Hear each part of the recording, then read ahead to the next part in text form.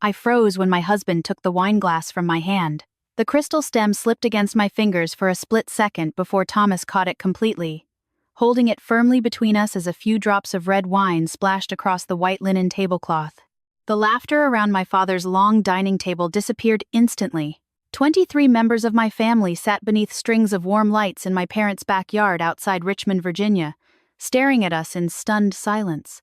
My brother Daniel stood at the center of it all, exactly where he had stood for most of his life. At 67 years old, he still carried himself with the effortless confidence that had made people admire him since childhood. The evening had been organized to celebrate our father's 90th birthday, but somehow, like every important family gathering I could remember, it had become another celebration of Daniel. Thomas had never caused a scene in the 34 years we had been married. Never. He was the calmest person I had ever known, the kind of man who listened more than he spoke, who avoided conflict whenever possible, who could sit through the loudest family argument without raising his voice once. Yet there he was, holding my wine glass in one hand and staring directly at my brother with an expression I had never seen before. It wasn't anger, it wasn't fear, it was recognition. "Don't drink that," he said quietly. His voice wasn't loud, but it didn't need to be. Every conversation around the table stopped. Even the children chasing fireflies near the garden paused when they noticed the adults had fallen silent. I looked from Thomas to Daniel, waiting for someone to explain what was happening, but nobody spoke. For the first time all evening, my brother's smile disappeared. My name is Laura Bennett Hayes, and until that moment, I believed my brother was the best man I had ever known. I was 64 years old, a museum curator specializing in American history, and for as long as I could remember, I had lived in Daniel's shadow. I don't say that with bitterness anymore. Time has a way of softening old wounds, sanding down sharp edges until they become stories instead of scars. But when you're a child growing up beside someone extraordinary, you notice the difference. You always notice. Daniel was 3 years older than me, and from the moment he learned to walk, people seemed drawn to him. Teachers adored him, coaches praised him, neighbors talked about his future as if it were already written. By the time he graduated high school, everyone in our small Virginia town was convinced he would do something remarkable with his life. They were right. He earned scholarships, graduated from one of the best medical schools in the country, and eventually dedicated his life to humanitarian work with international organizations serving veterans and civilians in war-torn regions around the world. His photographs filled our parents' house. Daniel standing beside mobile medical clinics in Eastern Europe, Daniel comforting refugees in remote villages, Daniel smiling beside military veterans receiving care in underserved communities overseas. Everywhere you looked, there he was, helping people, saving people, making a difference. Meanwhile, I built a quiet life. I loved history. I loved preserving stories and artifacts that might otherwise be forgotten. I spent 38 years working in museums, designing exhibits and educating visitors about the past. I married Thomas when I was 30. We raised 2 daughters. We built a good life together, a meaningful life. Yet no matter what I accomplished, I remained Daniel's younger sister. At family reunions, relatives introduced me by saying, "This is Laura. She's Daniel's sister. Never just Laura, always Daniel's sister." My parents never intended to hurt me. Looking back, I understand that now. They loved us both deeply, but Daniel was their pride, their proof that they had done something extraordinary with their lives. My mother used to clip every newspaper article mentioning his work and store them in albums organized by year. My father framed photographs of Daniel receiving humanitarian awards and hung them in the hallway beside family portraits. When guests visited, they inevitably stopped in front of those pictures. "Your son is incredible," they would say. Dad always smiled the same way. A little straighter, a little taller. I never blamed him for feeling proud. How could I? Daniel deserved admiration. He worked long hours in difficult places, often sacrificing his own comfort to help strangers. Even Thomas admired him, or at least, he always had. That's why his behavior that evening felt so impossible to understand. The celebration had been my mother's idea. She wanted one more large gathering while Dad was still healthy enough to enjoy it. Family members traveled from 5 different states. Grandchildren and great-grandchildren filled the backyard with energy and noise. The weather was perfect for late June.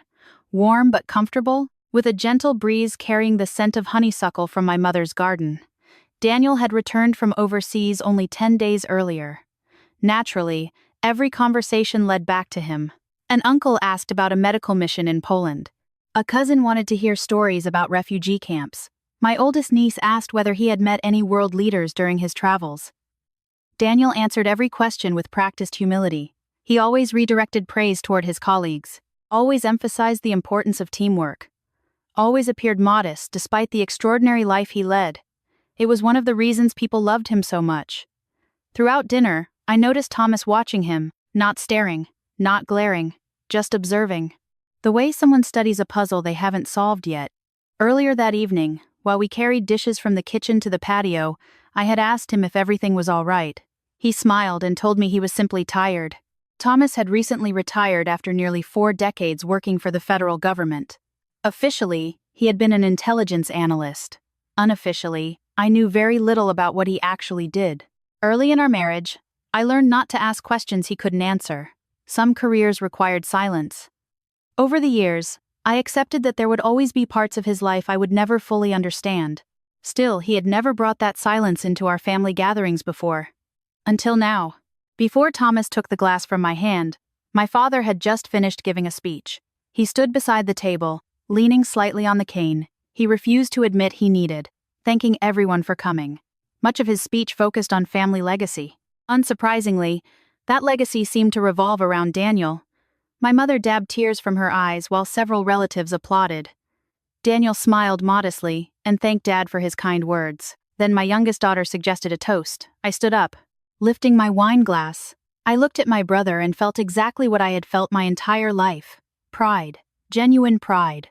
Whatever complicated emotions existed beneath the surface, I loved him. He was my only sibling.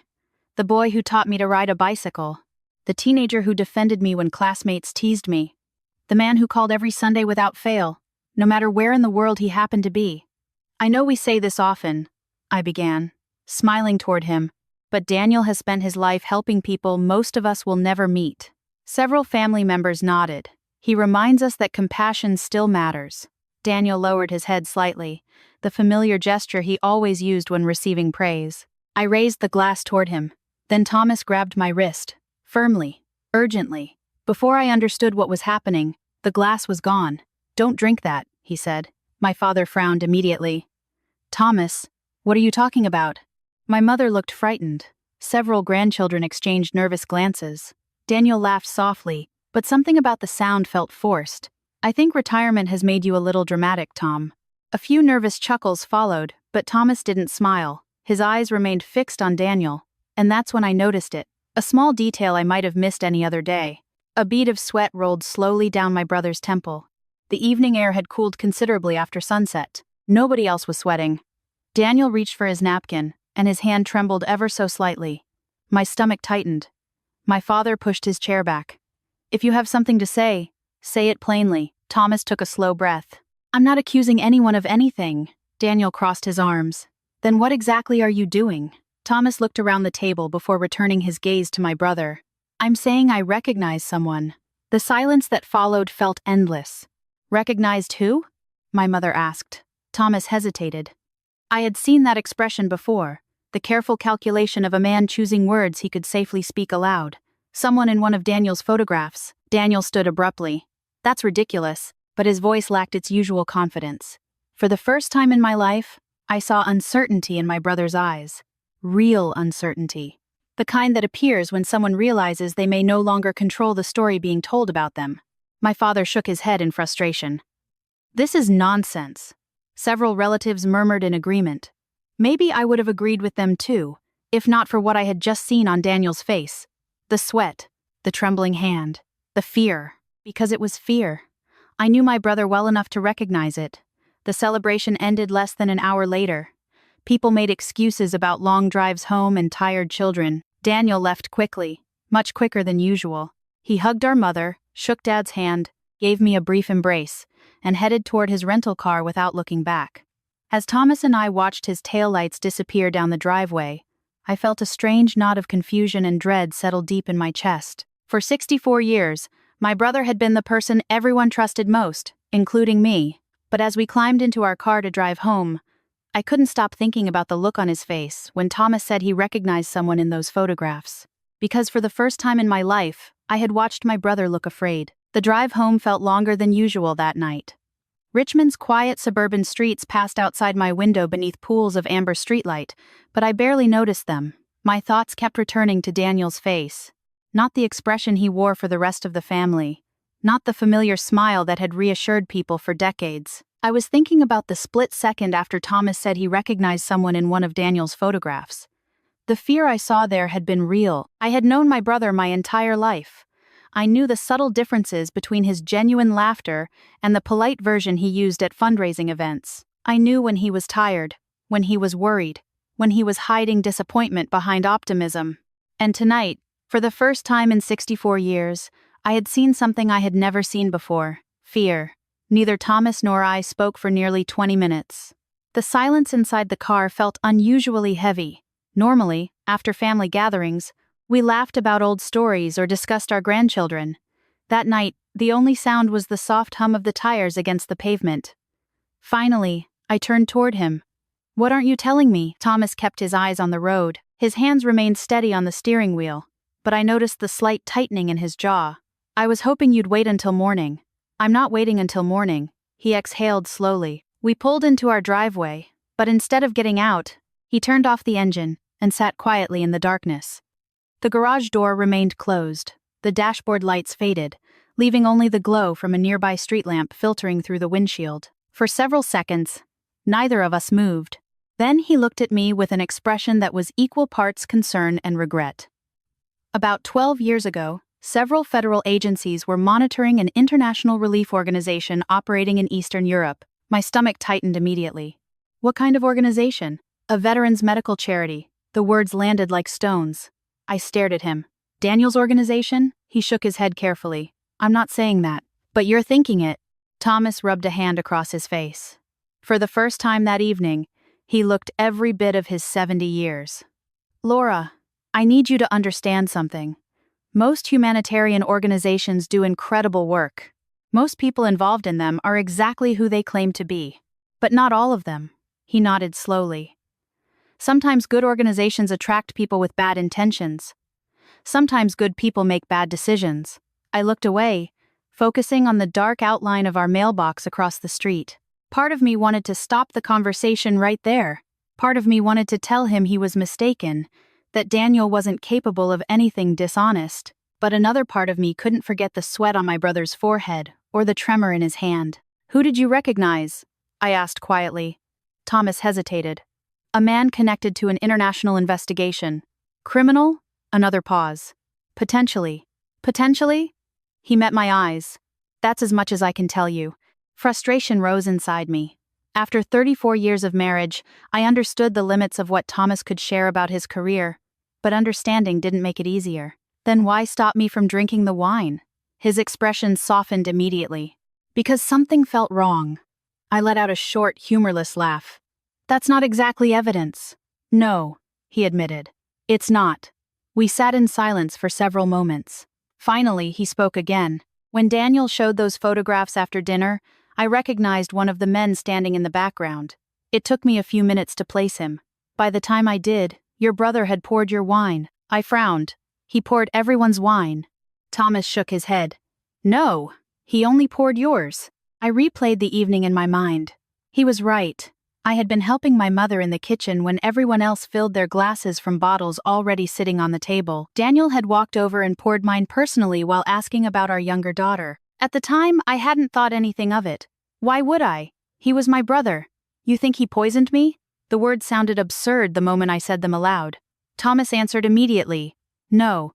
The certainty in his voice surprised me. "Then why?" He leaned back against his seat.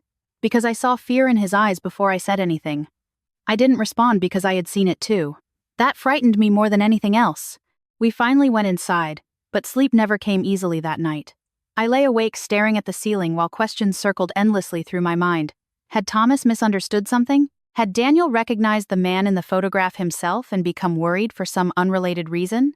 Had years of secrecy and intelligence work made my husband overly suspicious? By morning, I desperately wanted simple answers. Instead, I found a family already choosing sides. My mother called before breakfast. "Laura, you need to talk to Thomas." Her voice sounded strained and unusually sharp. Mom, your brother was humiliated last night. I closed my eyes. Nobody humiliated him. Your husband embarrassed him in front of the entire family. There it was, the familiar pattern. Daniel had been hurt, therefore everyone else must have done something wrong. I heard my father speaking in the background, his voice low and frustrated. Mom, don't you think his reaction was strange? Silence filled the line for a moment. What reaction? He looked frightened. Her answer came immediately. Because he was blindsided. Anyone would have been. Maybe she was right. Maybe I was imagining things because Thomas had planted doubts in my mind. But deep down, I knew I wasn't. The conversation ended badly. By lunchtime, 3 cousins had called. An aunt left me a voicemail saying Daniel deserved an apology. Even my oldest nephew texted to ask whether Thomas was experiencing memory issues after retirement. By the end of the day, the family had chosen its narrative. Daniel remained the hero. Thomas had become the problem. The familiarity of it all hurt more than I expected. Even at 64 years old, I was still expected to protect Daniel's image. Still expected to set aside my own concerns for the sake of family harmony. Thomas never defended himself. He spent most of the afternoon watering our garden and repairing a loose fence gate while I fielded phone calls. That quiet restraint was one of the things I loved most about him. He never demanded loyalty. He earned it. Late that afternoon, my phone rang again. I almost ignored it when I saw the unfamiliar number, but something stopped me. Hello? For several seconds, there was only silence. Then an older woman's voice spoke softly. Is this Laura Bennett Hayes? Yes. My name is Margaret Sullivan. The name meant nothing to me. I'm sorry, do we know each other? No. She paused for a moment. But I knew your brother. Every muscle in my body tightened. I sat down slowly at the kitchen table. How do you know Daniel? Another pause. When she spoke again, her voice carried the weariness of someone who had been carrying a burden for a very long time. We worked together overseas. I glanced toward the backyard, where Thomas was kneeling beside the flower beds. What can I do for you, Miss Sullivan? I saw the video. Confusion washed over me. What video? She sighed softly. One of your relatives posted part of last night's argument online. Of course they had. Someone always recorded family gatherings now.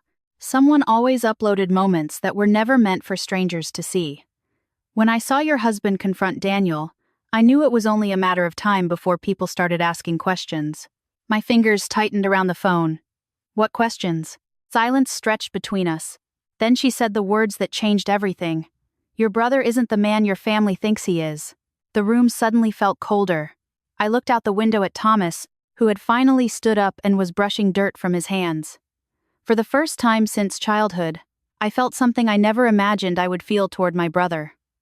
Doubt. Real, terrifying doubt. Margaret's voice softened. I know this is difficult to hear. It was difficult for me to accept too. I struggled to find my voice. What are you saying? I'm saying there are things you don't know about Daniel's work. What things? Another pause. Things I won't discuss over the phone. Fear settled heavily in my chest. Then why call me? Her answer came quietly. Because if your husband recognized that man, then the truth is finally catching up to your brother. I couldn't breathe for a moment. Are you saying Daniel committed a crime? I'm saying your brother made choices he believed were justified. The distinction felt important somehow, though I didn't yet understand why. Before ending the call, she gave me her address in Norfolk and told me she would answer my questions if I chose to visit. When the line disconnected, I sat motionless at the kitchen table, staring out the window as evening sunlight stretched across our backyard. Thomas looked up and immediately knew something had changed. He walked toward the house, concern already visible on his face. For 64 years, my brother had been one of the few constants in my life. The person everyone trusted, the person everyone admired, the person I defended without hesitation. But as I watched my husband open the back door and walk toward me, one terrifying possibility settled into my mind. What if Thomas wasn't wrong? What if the man my family had spent decades celebrating had been hiding something all along? For the rest of that evening, I couldn't focus on anything except the phone call from Margaret Sullivan. Her words repeated in my mind like an echo I couldn't silence. Your brother isn't the man your family thinks he is. I had spent my entire life hearing the opposite. Daniel was the compassionate one, the selfless one, the son who dedicated his career to helping veterans and civilians in places most Americans only saw on the evening news. Every memory I had of him seemed to argue against what Margaret implied. Yet memories are complicated things. They don't disappear when doubt enters the room. They simply begin competing with questions we never thought we'd ask. Thomas sat across from me at the kitchen table after I told him everything Margaret had said. He listened without interrupting, his expression thoughtful but unreadable. When I finished, he folded his hands together and looked down at the worn oak surface between us. "I think you should meet her." The answer surprised me. "You do?" He nodded. "People don't usually make calls like that unless they've been carrying something for a long time." I stared at him. "Do you already know who she is?" "No." His response came immediately. "But if she worked with Daniel, she might have information we don't." Information. The word felt cold and clinical. This wasn't information. This was my brother, my family, my childhood, my entire understanding of who Daniel was. I wanted Thomas to tell me this was all a misunderstanding. I wanted him to say Margaret was confused or angry or mistaken. Instead, he offered me the one thing I didn't want: the truth, whatever it turned out to be.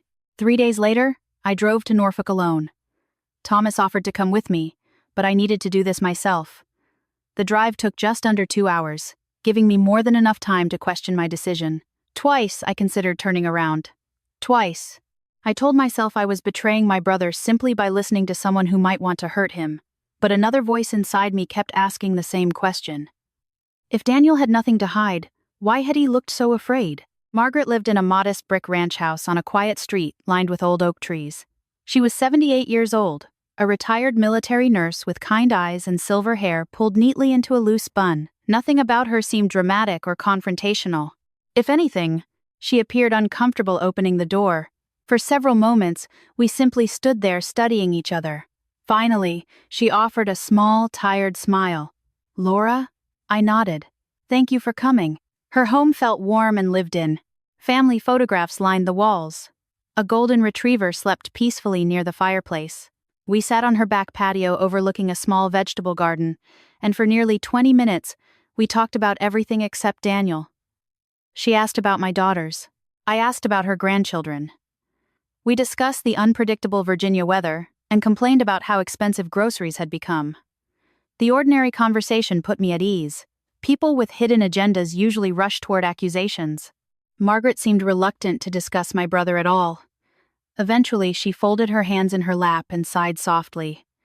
"I admired Daniel once." The sadness in her voice caught me off guard. It wasn't anger I heard. It was disappointment. Deep, genuine disappointment. "You did?" She nodded. "Most of us did." I waited. "When I first met your brother, he was extraordinary. He worked harder than anyone else. He treated every patient with dignity. He stayed late when everyone else went home." Her eyes drifted toward the garden. "He cared deeply about people." Her words brought me unexpected relief. For a moment, I wondered if perhaps this entire situation had been exaggerated. But then Margaret's expression changed. "That's what made everything so difficult." My stomach tightened. "What happened?" She looked at me carefully, as though weighing how much to say. "The money." 2 simple words, yet somehow they carried enormous weight. "Can you explain?" She nodded slowly. "At first, nobody noticed anything unusual. Supplies arrived late, equipment went missing. Financial reports became harder to access. Small things. The kind of problems that happen in large organizations." She paused. Then the problems got bigger. I remained silent, letting her continue. Hundreds of thousands of dollars moved between programs without explanation. Funding designated for one project suddenly appeared somewhere else. I frowned. "Did people report it?" Margaret gave a small, sad laugh. "Of course we did. What happened?" "Nothing." Her answer landed heavily between us. Management always had explanations. Emergency situations. Administrative errors. Delayed paperwork. It all sounded reasonable enough to stop people from asking too many questions. I thought about Daniel's entire career. How often he had described unexpected crises overseas. Floods, refugee surges, disease outbreaks, emergency clinics. I could see how easy it would be to justify moving resources in situations like that. "What role did Daniel play?" I asked quietly. Margaret met my eyes directly. He wasn't running the organization. A small wave of relief washed through me. Then she continued. "But he knew more than he admitted." The relief disappeared instantly. "How do you know?" She looked away briefly before answering. Because I watched him change. The sadness in her voice deepened. At first, he asked questions. Then he stopped asking. Eventually, he started defending decisions he would have challenged before. A breeze moved through the garden, carrying the scent of rosemary and fresh soil. The ordinary beauty of the moment felt strangely at odds with the conversation we were having. Was he stealing money? The question felt impossible to ask, but I needed to hear the answer. Margaret shook her head immediately. No. Not for himself. You're sure? As sure as I can be. She leaned back in her chair. Your brother didn't live like someone hiding money. He didn't own luxury homes or expensive cars. That's what made everything so confusing. I thought about Daniel's modest townhouse outside Washington, his 10-year-old SUV, his simple clothes. Nothing about his life suggested personal greed. Then why? Margaret looked down at her hands. Because he believed he knew better. I didn't understand. She saw the confusion on my face. He believed the mission mattered more than the rules. He believed helping people was more important than following donor restrictions. The explanation unsettled me because it sounded exactly like Daniel. He had always been driven by purpose. Always believed there was a right thing to do, even when it wasn't easy. People don't wake up intending to do something wrong, Margaret continued quietly. Most of the time, they convince themselves they're doing the right thing. Before I left, she handed me a thick manila folder. Inside were copies of financial reports, internal emails, audit requests, and expense summaries. None of it proved anything by itself. There were no confessions, no obvious evidence of criminal activity. But patterns began to emerge, repeated transfers between accounts, delayed approvals, missing documentation, questions raised by staff members that were never fully answered. As I drove home that evening, the folder sat on the passenger seat beside me like a physical weight I couldn't ignore. Thomas met me at the front door. We spread the documents across our dining room table after dinner and spent hours reviewing them together. The deeper we looked, the more uncomfortable I became. Every page raised new questions. Every unanswered question chipped away at the image of my brother I had carried for decades. Over the following week, I contacted former volunteers and employees whose names appeared in the documents. Most refused to speak with me. A few agreed. Their stories shared a common theme. Nobody accused Daniel of stealing money for personal gain. Instead, they described a culture where concerns were dismissed and difficult questions discouraged. Several people used the exact same phrase, "Something didn't feel right." The words haunted me because they were almost identical to what Thomas had said the night of my father's birthday. One afternoon, while reviewing Daniel's public biography online, I noticed something strange. An 11-month gap in his work history. No explanation. No assignment. No mention of where he had been or what he had been doing. I searched older versions of his biography and found another unexplained gap. Then another. Small enough to overlook individually. Significant enough to raise questions when viewed together. Questions I no longer knew how to ignore. That night, as Thomas and I prepared for bed, my phone rang. The screen displayed my brother's name. For several seconds, I simply stared at it. Then I answered, "Hello?" His voice sounded tired, older somehow. "Laura." Neither of us spoke for several moments. Finally, he broke the silence. "Have you been asking questions about me?" The directness of his question startled me. I considered denying it. Instead, I chose honesty. "Yes." A long silence followed. When he finally spoke again, his voice wasn't angry. It was hurt. "You really think I'd hurt people?"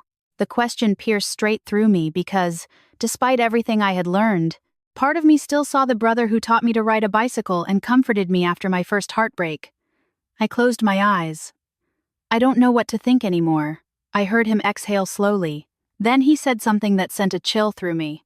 "You should stop asking questions." My grip tightened around the phone. "Why?" Another long silence. Then, quietly, almost sadly, he answered, "For your own good." The line went dead. I sat motionless on the edge of my bed, staring at the dark screen in my hand. Because for the first time since this nightmare began, I wasn't just questioning my brother's honesty. I was questioning why he was afraid of the truth. I didn't sleep after Daniel's phone call. Every time I closed my eyes, I heard his voice repeating the same sentence. "You should stop asking questions." If he had shouted at me, I might have understood. If he had accused me of betraying him, I could have explained it away as anger. But that wasn't what I heard. I heard fear. Real fear. The kind that settles into a person's voice when they believe something important is slipping beyond their control. For the first time in my life, I wasn't afraid of losing my brother's approval. I was afraid of what he might be hiding. The next morning, I sat on our back porch with a cup of coffee I barely touched. The summer air felt unusually heavy, and the familiar sounds of our neighborhood sprinklers hissing, dogs barking in the distance, children riding bicycles down the street seemed disconnected from the turmoil inside my mind. Thomas joined me a few minutes later. One look at my face told him I hadn't slept. He sat beside me without speaking, waiting patiently until I was ready. That was one of the things I loved most about him. He never pushed. He simply stayed. After several minutes, I told him about Daniel's warning. Thomas listened carefully, his expression growing more serious with every word. When I finished, I asked the question that had been haunting me since the call ended. Do you think Daniel is dangerous? Even as the words left my mouth, they felt absurd. Dangerous? My brother? The man who spent Christmas mornings volunteering at free clinics. The man who drove 6 hours through a snowstorm when our father slipped on ice and broke his wrist. The man who called our mother every evening while he was overseas because he knew she worried. Thomas thought carefully before answering. No.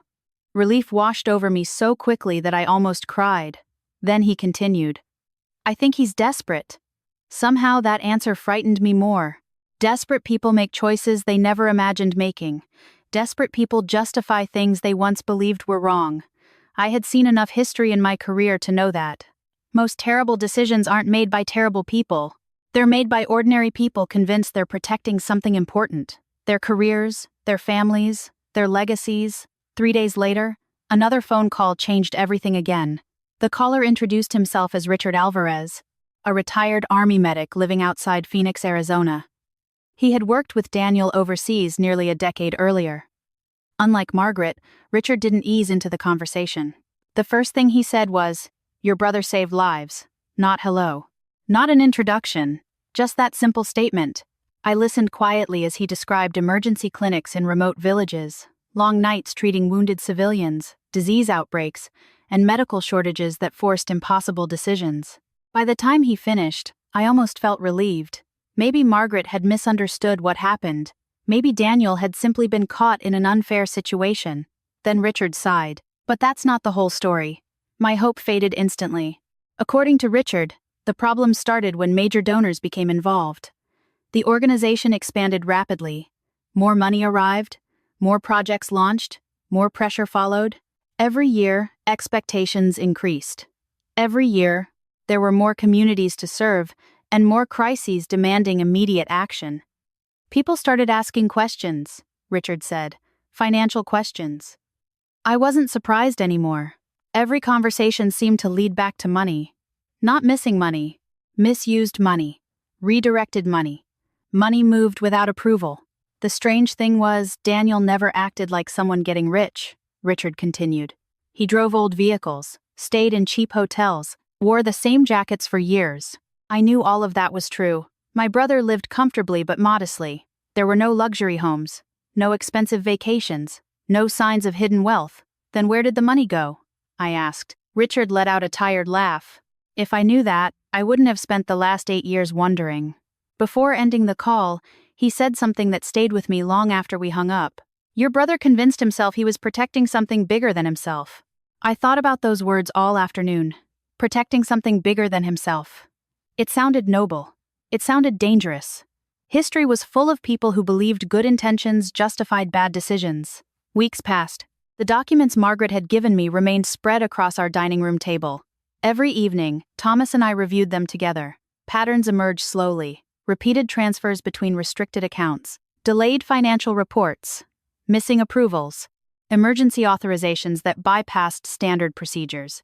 None of it proved criminal intent, but together they painted a troubling picture. More importantly, they revealed something I had never associated with my brother. Arrogance. Not the obvious kind. Daniel had never bragged or demanded attention. His arrogance was quieter than that. More subtle. He believed he knew what was best. He believed his judgment mattered more than rules created by people far removed from the suffering he witnessed every day. One afternoon, while researching the organization online, I found a regional newspaper article published just 2 days earlier. The headline mentioned financial irregularities and donor concerns.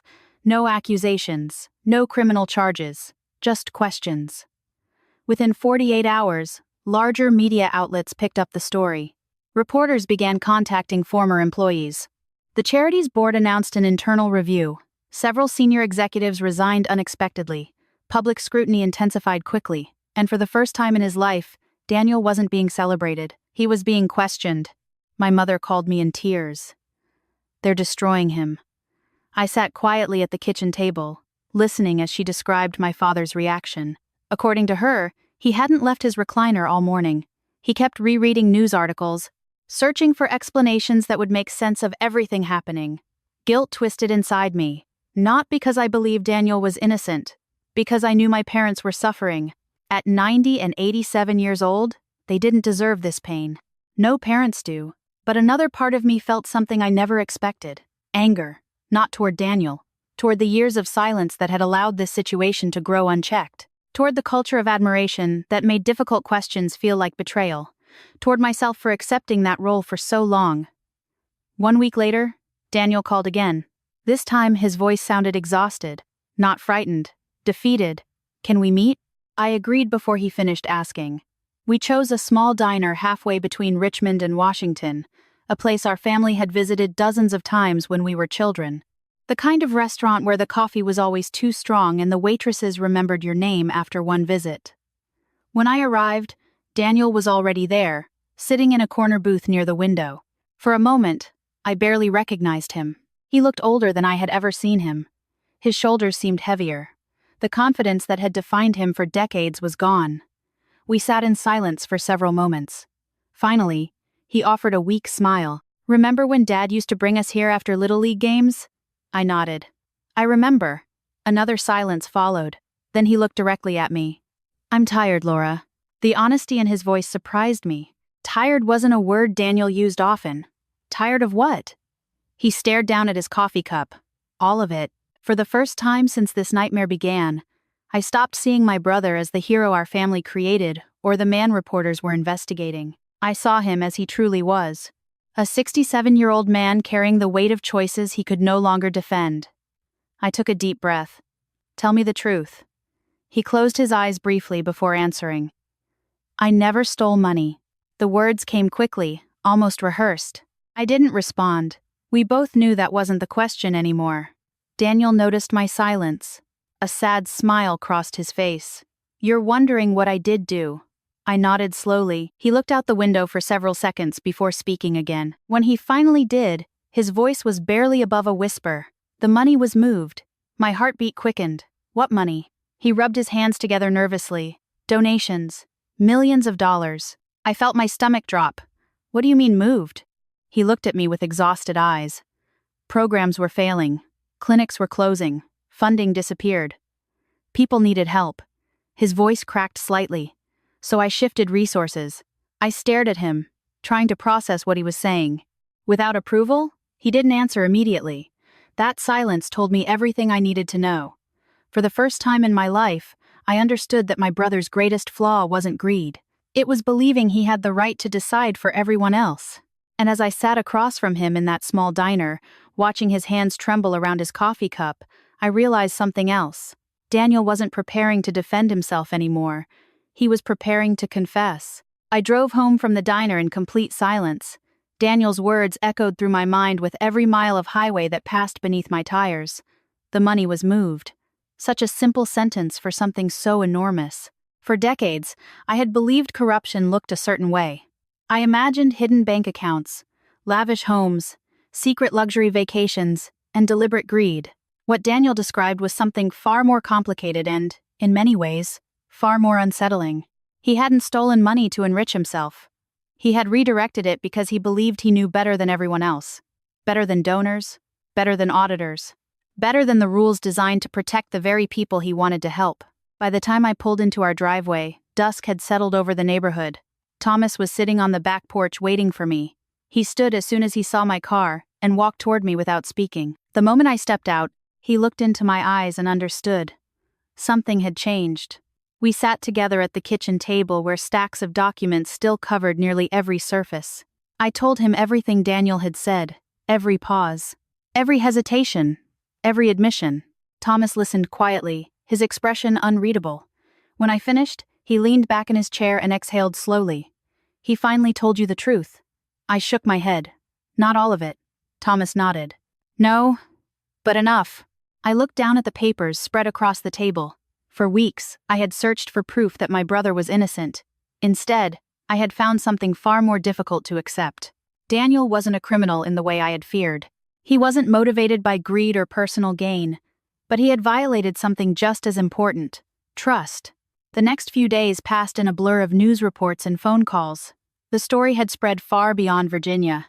National media outlets began publishing investigative pieces about the organization. Former employees came forward anonymously. Donors demanded answers. The board of directors announced an independent audit while several senior executives resigned. Questions that had once been dismissed as administrative issues suddenly became front-page news. Yet through all of it, Daniel remained silent. He declined interviews. He ignored requests for comment. For the first time in his life, he had no explanation ready. My mother called twice a day. Some conversations ended in tears. Others ended in frustration. She couldn't understand why I continued asking questions. In her mind, loyalty meant defending family no matter what. My father, however, surprised me. During one of our calls, he asked a question I never expected to hear. "Do you think your brother did something wrong?" The pain in his voice nearly broke my heart. I closed my eyes before answering. "I think he believed he was doing the right thing." Dad was quiet for several seconds. "That's not what I asked." I realized then that he already knew the answer. He simply needed to hear someone else say it. "Yes," I whispered. "I think he did." The silence that followed felt heavier than anything either of us could have said. 3 days later, Daniel called again. His voice sounded different, calmer somehow.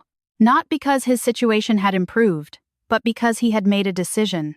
"I've agreed to speak at the board's public hearing next week." I sat up straighter. "You're going to testify?" "Yes." Another pause. "It's time." The hearing would take place at a conference center outside Washington, D.C., where the organization's leadership planned to address donors, employees, veterans groups, and the media. Public trust had collapsed. They needed answers. Daniel had finally decided to stop hiding. Thomas and I drove to Washington together on the morning of the hearing. Neither of us spoke much during the trip. The conference center parking lot was already full when we arrived. News vans lined the entrance. Reporters stood outside preparing live broadcasts. Former employees gathered in small groups, speaking quietly among themselves. Donors, volunteers, and veterans moved through security checkpoints with expressions ranging from anger to heartbreak. This wasn't just about money anymore. It was about trust, about promises made to people who believed they were helping others. We found seats near the back of the large conference hall. Neither Thomas nor I wanted attention. This wasn't our story anymore. It belonged to the people affected by the decisions Daniel and others had made. The room slowly filled until nearly every seat was occupied. I recognized Margaret sitting a few rows ahead of us. Richard was there too, along with several former colleagues whose names I had seen in the documents spread across our dining room table. Many of them looked exhausted. Others looked angry. Most looked disappointed. The chairman of the board opened the hearing with a brief statement acknowledging financial irregularities and promising full cooperation with investigators. Then he introduced Daniel. For a moment, I barely recognized the man walking toward the podium. The confident humanitarian who had spent decades speaking at fundraising galas and international conferences was gone. So was the charming older brother who always knew exactly what to say. Standing before the microphone was simply a 67-year-old man carrying the weight of his choices. He adjusted the microphone with slightly trembling hands and looked out across the room. His eyes moved slowly over the audience before stopping briefly on me. I saw sadness there, regret, and something else I hadn't seen in a very long time: humility. He took a deep breath. "I owe many people an apology." The room became completely silent. There were no dramatic pauses. No rehearsed emotion. Just honesty. For nearly 30 minutes, Daniel explained what had happened. Not every detail. Ongoing investigations prevented that. But enough. Enough for people to understand how good intentions had become dangerous decisions. Years earlier, several critical medical programs had faced severe funding shortages. Emergency needs increased while donations declined. Clinics serving vulnerable communities risked closure. Instead of seeking approval through proper channels, Daniel and several senior leaders began redirecting money from restricted accounts intended for other projects. At first, they believed the transfers would be temporary. The funds would be replaced later. But new crises kept emerging. New emergencies demanded immediate action. More money was moved. More exceptions were made. Over time, temporary solutions became standard practice. The system grew increasingly difficult to track. Millions of dollars were redirected without donor authorization. The money wasn't used to buy homes or luxury cars, Daniel said quietly. It wasn't hidden in offshore accounts. Most of it continued supporting medical care. He paused and looked down at his notes. But that doesn't make what we did acceptable. No one interrupted him. No one shouted accusations. The silence in the room felt heavier than anger, because disappointment often hurts more than outrage. Daniel looked back at the audience. His voice cracked slightly as he continued. I convinced myself that outcomes mattered more than accountability. I believed helping people justified ignoring the rules. I was wrong. For the first time in my life, I watched my brother cry in public. Not the controlled emotion of award ceremonies or retirement speeches. These tears were different. They came from a place deeper than pride. I should have trusted the process. I should have accepted that I couldn't save every program. I should have told the truth sooner. He paused, struggling to continue. Instead, I chose control over transparency. The room remained silent. Daniel lowered his head. I am deeply sorry. When he stepped away from the podium, nobody applauded. Nobody should have. This wasn't a moment of triumph. It was accountability. As he returned to his seat, I realized something important. The man who stood at that podium wasn't the brother our family had spent decades worshipping, nor was he the villain some headlines were trying to create. He was simply a flawed human being who had allowed his sense of purpose to become more important than his principles. And somehow, that truth felt both heartbreaking and strangely liberating. Because for the first time in my life, I wasn't looking at Daniel through the lens of admiration or disappointment. I was seeing him clearly, just as he truly was. After the hearing ended, people began leaving the conference hall quietly. Some looked relieved. Others remained angry. Reporters rushed toward the exits, eager to file their stories. As Thomas and I stood to leave, my phone vibrated in my purse. It was my father. When I answered, his voice sounded older than I had ever heard it. Laura, he said softly, your mother and I need to see you both. Tonight. There was a long pause before he continued. There are some things I should have said a long time ago. When Thomas and I arrived at my parents' house that evening, the sun had already disappeared behind the trees lining their quiet street. The familiar brick home where my brother and I had grown up looked exactly the same as it always had. The white shutters. The flower beds my mother cared for every spring. The old porch swing my father built when I was 12. Nothing had changed, and yet everything felt different.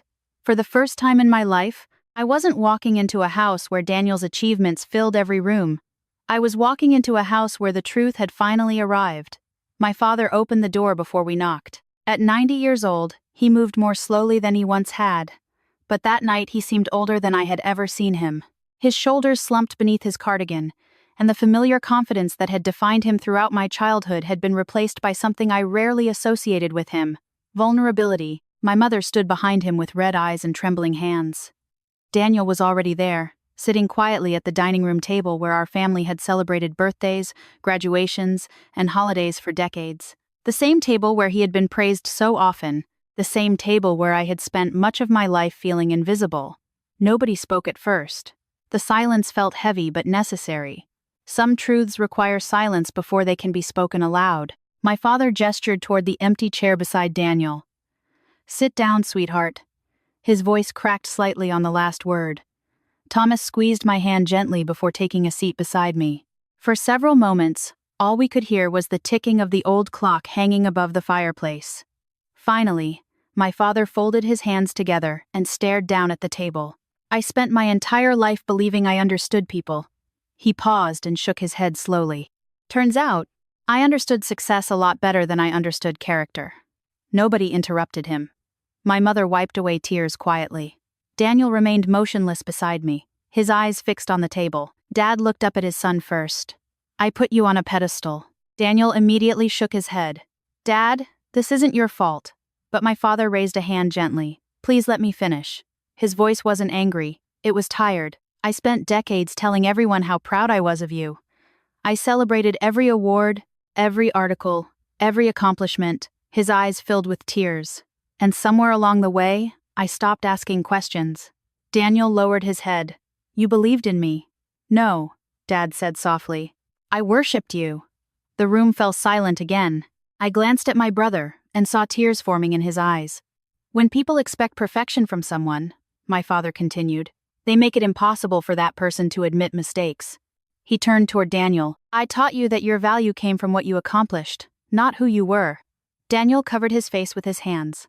My mother reached over and placed her hand gently on his arm. Then my father looked at me. For a moment, he couldn't speak. His expression carried the weight of decades. "Laura." I met his gaze. "I'm sorry." 4 simple words. Words I had waited my entire life to hear without realizing it. I felt tears gathering in my eyes. "For what?" My father reached across the table and took my hand. His grip was weak now, but his sincerity was stronger than anything he had ever said to me. "For making you feel like you were second place." The tears came immediately. Not because I was surprised, but because I finally felt seen, truly seen. You deserve to be celebrated for who you were, not compared to who your brother was. Every childhood memory came rushing back. Every family dinner where conversations revolved around Daniel. Every holiday where his accomplishments became the center of attention. Every moment I learned to make myself smaller because it seemed easier than competing for space. And now, at 64 years old, my father was finally acknowledging it. Not defending it. Not excusing it. Acknowledging it. My mother began crying openly. "We never meant to hurt you." I squeezed her hand gently. "I know, and I did know." That was the strange thing about growing older. You begin to understand that love and mistakes often exist together. My parents had loved me deeply. They had simply allowed admiration for one child to overshadow appreciation for another. It wasn't intentional, but it still left scars. My father looked down at the table for a moment before speaking again. "You built a beautiful life, Laura. You preserved history. You raised wonderful daughters. You've been a devoted wife, a caring daughter, and a good person." His voice trembled. "I should have told you that years ago." I couldn't speak. I simply nodded through tears. Daniel finally lifted his head. His eyes were red and exhausted. "I'm sorry too." I turned toward him. "For what?" He gave a sad smile. "For enjoying the attention. For letting everyone believe I had all the answers. For making you feel like you mattered less." I shook my head immediately. "You didn't do that alone." He nodded slowly. "No, but I didn't stop it either." That honesty mattered more than I expected. Not because it erased the past, but because it allowed us to stop pretending. For the first time in our lives, we were speaking to each other as equals instead of roles we had been assigned long ago. Not the golden son and the overlooked daughter, just a brother and sister trying to find their way back to each other. Over the next several months, our family changed in ways I never expected. The investigations into Daniel's organization continued. Professional sanctions followed. Several executives lost their positions, and the charity implemented strict oversight measures to prevent similar mistakes in the future. Daniel resigned from every leadership role he held. The career he had spent 4 decades building ended quietly. Yet something surprising happened during that difficult year. For the first time in his adult life, my brother stopped trying to save the world. Instead, he accepted a position at a small community health clinic in rural Virginia. There were no cameras there. No award ceremonies, no fundraising galas. Just patients who needed help, and a doctor willing to serve them one person at a time. Whenever I visited, I noticed something different about him. The need for recognition was gone. The pressure to be extraordinary had disappeared. He seemed lighter somehow, more human. My mother changed too. She stopped comparing her children.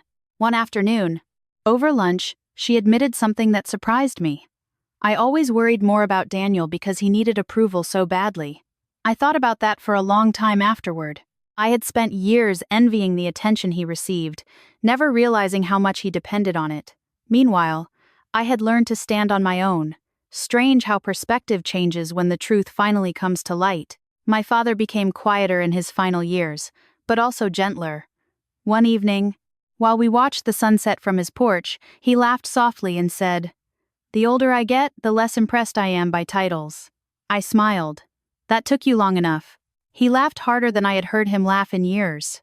Then he looked at me and said something I'll never forget. Character matters more than accomplishments. Simple words.